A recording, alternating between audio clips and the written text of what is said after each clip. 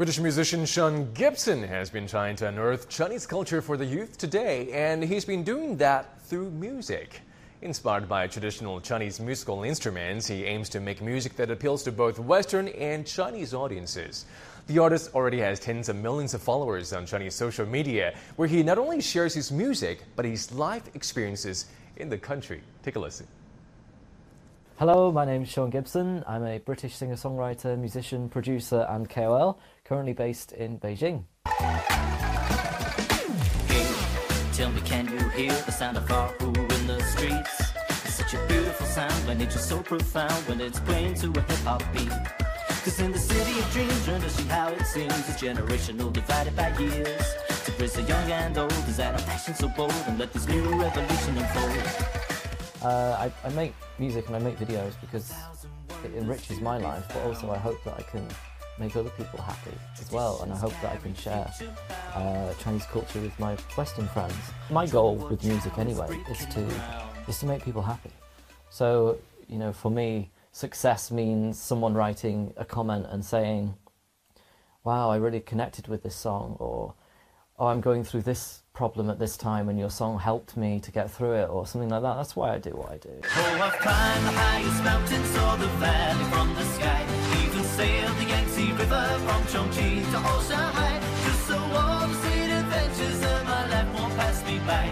Take a journey through the country where red dragons lurk inside. So about 8 years ago now, I took my first trip to China, and it was whilst I was in Chengdu that I saw a pipa player for the first time, and this made me really fascinated because I'd heard pipa before in the UK, but it was always presented to me as part of a traditional performance, like an expression of history, or like just an ancient instrument, and I thought it doesn't have any relevance to modern culture, but seeing that there in the shopping centre with a whole crowd of people around, I realised it's not only still part of modern Chinese culture, but it's still very, very popular. And that fascinated me because I thought, wow, this country, this culture has such thousands of years of history, but it's still relevant now. It's still continuing. And I thought that is fascinating. So I became very, very inspired, and I just wanted to start putting these kind of traditional Chinese instruments into my own music.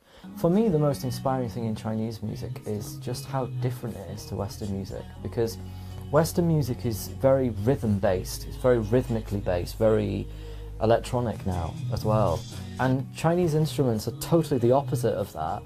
They're totally natural sounding and just very free. You know, traditional Chinese music is totally melody orientated, and Western music is totally rhythmically orientated. So I think these two contrasts, when put together, are really, really fascinating. It creates something really fresh. Hi guys, welcome back to another video. Actually, I'm in the mountain regions of Kangding, because I've come here to film a series of live streams with CGTN. It was a really fun trip. I was introduced to some new instruments as well on the trip, which was really great, because that's basically what I love to do. Go around and try and find as many different sounds as possible. And I learnt about some Tibetan opera as well, because the area that we went to is mostly Tibetan people live in that area. So I learnt about the Tibetan opera, like the clothes and the things that they wear, and the dancing as well. I got to see their houses, and amazing trip, because China is one country that's full of so many different cultures that it's almost like, you can say it's like more like 56 different countries in one country. It's amazing. It really is amazing. And British people don't know that, because we only know Han culture, right? We only know Han culture. So all of the ethnic minorities and things like that, we don't have this concept, because we only think about China as being a country rather than China as being a country that's actually a collection of so many different cultures. A lot of Western influence has come to China, but not necessarily a lot of Chinese influence has gone to the West culturally. So I hope in the next 50 years or so that can change. And I think the only way to do that sensibly is to integrate Chinese culture into Western culture slowly. You know, it's got to have relevance to people.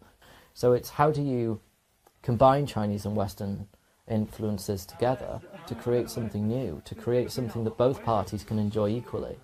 then people can connect a lot more. And rather than being fearful of another culture, they can look at it and go, wow, that's something to be celebrated, and we can learn a lot from them, and they can learn a lot from us. We can share, because culture is something that we wear. It's like clothes.